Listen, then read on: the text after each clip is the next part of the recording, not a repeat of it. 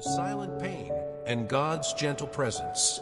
There are certain kinds of pain that never announce themselves.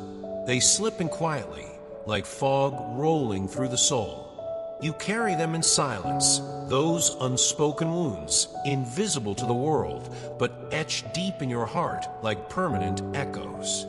You smile, go about your day, perform the roles life has assigned, yet inside, something has splintered. Something's breaking, but without a sound. And maybe you've asked in those long, aching moments, where are you, God? Not in anger, not even in despair, just in weariness. Do you see me? Do you hear this silent unraveling happening inside? He does. You need to know this. God was there. He is still here. He never turned away, never flinched from your pain. He didn't cause your wound. He didn't write your betrayal, but he saw it coming. And even as it unfolded, even when the silence felt unbearable, he stood by you. We often imagine divine presence as loud, burning bushes, parting seas, booming voices from heaven. But more often, God comes quietly. He doesn't storm in to erase what broke you. Instead, he enters it. He steps into the very soil of your suffering and whispers, "This is not the end of your story." Because what tried to break you is exactly what he plans to use. That broken ground you thought was your grave, it's where he's planting something holy. God remembers every detail you've been through. Let's talk about memory, not yours, but God's. He remembers. He remembers the night you couldn't sleep, when your thoughts ran in circles like a storm you couldn't quiet. He remembers the moment you forced a smile because no one noticed the cracks. The day you showed up even when you were empty. The conversation where you laughed on the outside while your heart was breaking silently. God didn't forget those moments. And maybe most importantly, he didn't overlook the ones where you shut down completely. When you couldn't find strength to pray. When worship felt like pretending. When trying again seemed too heavy.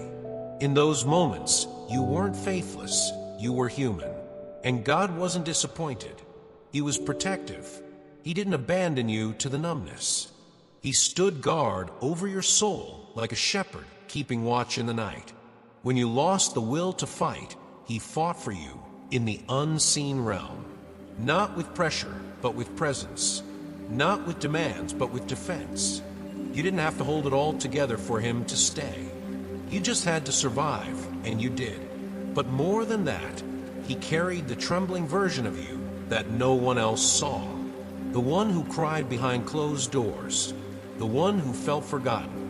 That version, that's the one he held most closely. God doesn't discard what's been broken. He doesn't require wholeness before he moves. In fact, your brokenness was the invitation. He stepped into it not to relive your pain, but to repurpose it. What if the worst night of your life is the ground where grace grows roots?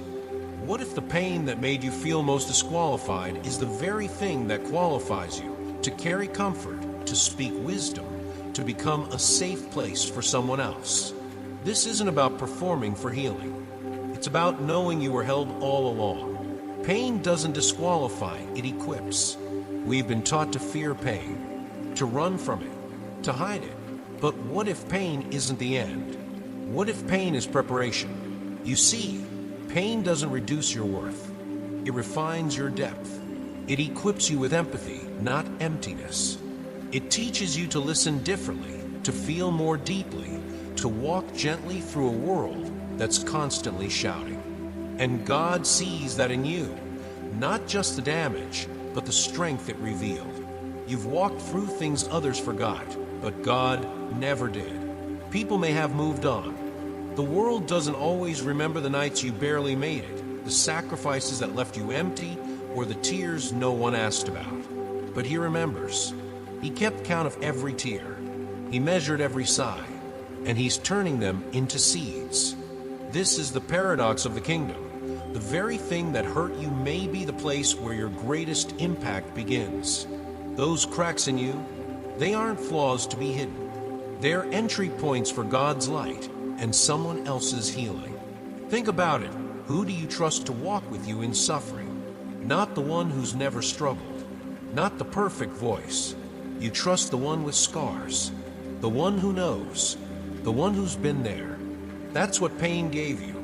Not a label of weakness, but a legacy of understanding.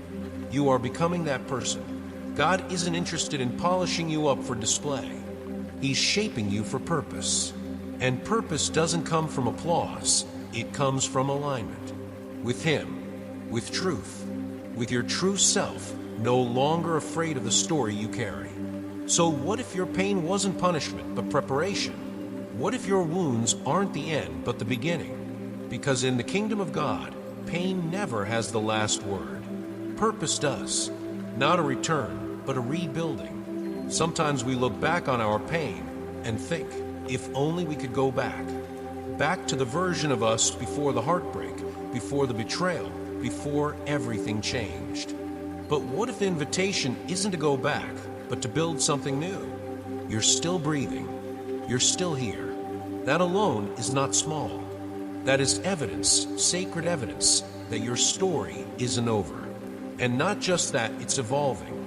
See, rebuilding isn't about recreating who you used to be. It's not about pretending the cracks aren't there or masking over the wear. It's about constructing something stronger, something more aligned with who you truly are, now that the illusions have fallen away. You may think strength looks like loud declarations, unshakable certainty, spiritual fire on display. But I want you to reconsider that. Sometimes the deepest strength is found in the quietest moment, the whisper of, "Help me, God," uttered when no one else is listening. That kind of faith doesn't need applause.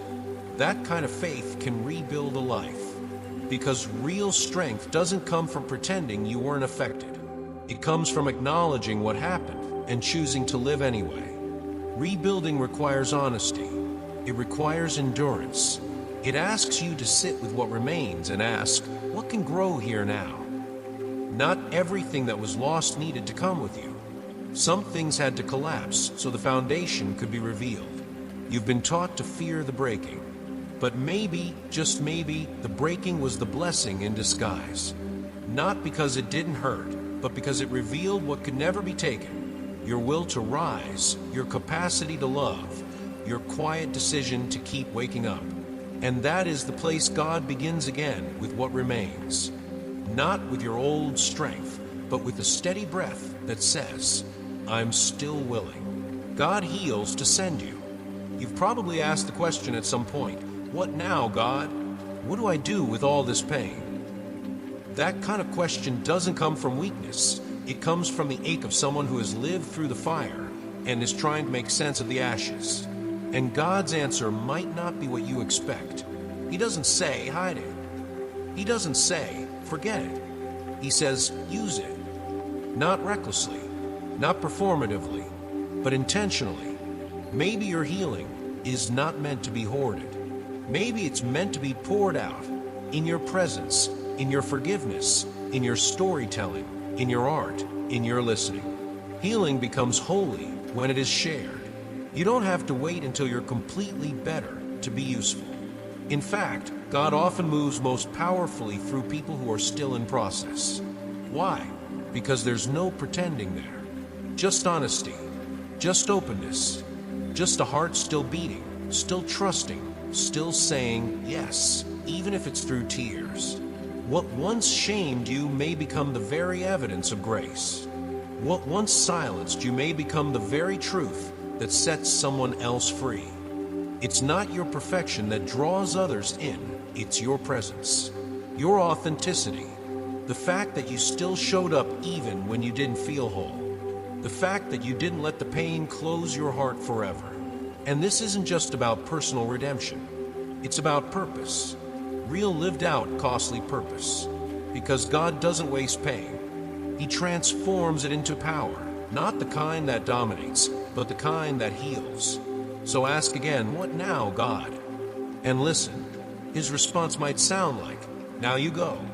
Go in your truth. Go in your cracks. Go in your story. And let me flow through every part you thought was too broken to be useful." Restoration is not a return, it's a resurrection. Here's something no one tells you. Healing won't make you the same. But maybe that's the point. You're not being called to recover the exact person you once were. That person was beautiful, but they didn't yet know what you know now. They hadn't carried what you've carried. They hadn't felt what you've felt. They hadn't lost what you've lost or grown the way you have. So no, you're not going back. You're moving forward. And that forward movement requires something sacred, resurrection. But resurrection always comes with death. Not just physical, but emotional, relational, spiritual. Something had to die in you. An illusion, a false hope, a relationship you thought would last forever, a version of yourself you tried to preserve. And now what rises is real. What rises is a soul with deeper roots. Restoration is not putting the old puzzle pieces back together. It's God giving you a new picture entirely and saying, this is who you are now. And that's a good thing. It's not the same joy, it's wiser joy. Not the same dreams, they're deeper. It's not naive hope, but seasoned, weathered, tested hope. And hope like that, it lasts. And here's the most important part. Your healing doesn't just restore you, it radiates outward. It gives permission for others to hope again. It becomes a signpost that says you can get through it too. So no, restoration isn't a return. It's a resurrection. It's the rising of someone who knows who they are now. Someone who is not trying to perform or earn or prove, but simply live, rooted, open, transformed. You're not trying to reclaim what was. You're carrying what remains, and what remains is enough. From survivor to messenger. Let's be honest, surviving alone already feels like a miracle, doesn't it? Making it through what you never imagined you'd face. Waking up after nights you thought would break you. Carrying on when everything inside you screamed, stop. That takes courage. That takes something most people never see. And yet, survival was never the final chapter. It was just the turning point.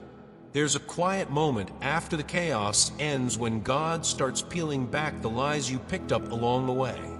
Lies that crept in while you were trying to survive. Lies that whispered, you're too broken. You're too weak. You missed your chance. You're not worthy anymore. But those voices, they weren't truth. They were grief disguised as logic. And God doesn't speak through fear. He speaks through love, through clarity, through the calm after the storm. God never called the polished, the perfect, the praised. He called the open-hearted, the willing, the surrendered. Look through the stories of Scripture. Moses, who stuttered, David, who fell, Peter, who denied. And yet they were chosen. Not after they cleaned themselves up, but in the raw mess of their humanity. Why? Because God sees past appearances. He sees hunger. He sees openness. He sees you. You've walked through fire. And no, you didn't come out unscathed, but you came out refined. You didn't shine because the storm was easy. You shine now because you stayed through it. You didn't abandon the process. You stayed when you didn't understand, didn't feel strong, didn't feel spiritual. And that is what God honors. So now, He's not just restoring your life. He's giving it meaning. You're not a case study in pain. You're a living letter of hope. Your story carries power, not because it's clean, but because it's real. And real is what this world is desperate for. You are becoming someone who brings healing by simply being who you are, someone who made it through. Someone who chose mercy over bitterness, tenderness over numbness, purpose over pain. That kind of person doesn't need a stage. Just a heart willing to say, yes, I'm still here. I still believe. Use me. And God will. A new season, moved by alignment, not effort. You're stepping into something new now. And it feels different, doesn't it?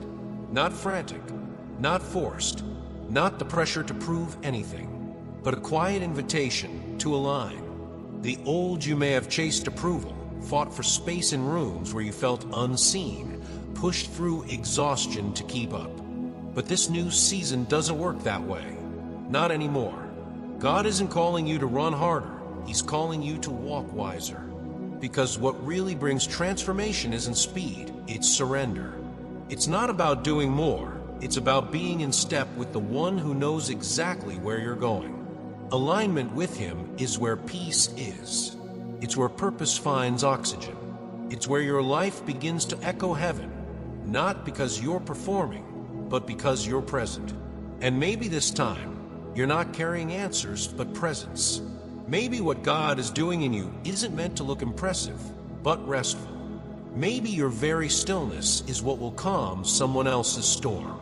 You don't need to rebuild your life around hustle. You're not behind. You're not late. You're exactly where he needs you to be. And here's the beauty. People will find rest through you, not because you say the right things, but because you carry what they long for. A grounded spirit, a quiet confidence, a life that flows, not forces. And it's not because you've figured it all out. It's because you've been with God in the quiet, and it shows. This isn't about going back. This isn't about reclaiming lost time. This is about walking in rhythm, slow, steady, sacred. And when you move in alignment, impact happens naturally. Not with noise, but with weight. Not with hype, but with truth. And this world doesn't need more noise. It needs more anchors. You are becoming one, living as one who was sent. This is not just recovery. It's a rebirth. You're not just someone who made out. You're someone who was called through it. God isn't placing you back where you used to be. He's calling you forward with purpose shaped by pain and grace shaped by fire. You are not simply surviving anymore. You're living, fully, boldly, sent, not as a performer, but as a carrier of presence. Because what once tried to silence you is now the very place your voice will echo loudest. What once broke you is now where others will find healing through your story. And what once made you feel disqualified has now become the very evidence of God's redemption. You don't need to explain how you made it through. Just be. Let the strength in your silence speak. Let the steadiness in your steps testify. Let the scars remain visible, not as shame, but as proof that love stayed, even when everything else left. You're not here because life was easy. You're here because grace was relentless. And now it's time to live like it.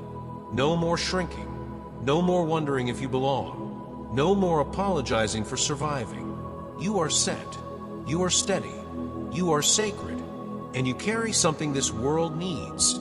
Truth that's been lived, not just learned. So walk, not in performance, not in pressure, but in peace. In presence, in purpose. The page is turning. The chapter is shifting. And this time, you're not asking for permission. You're walking with authority.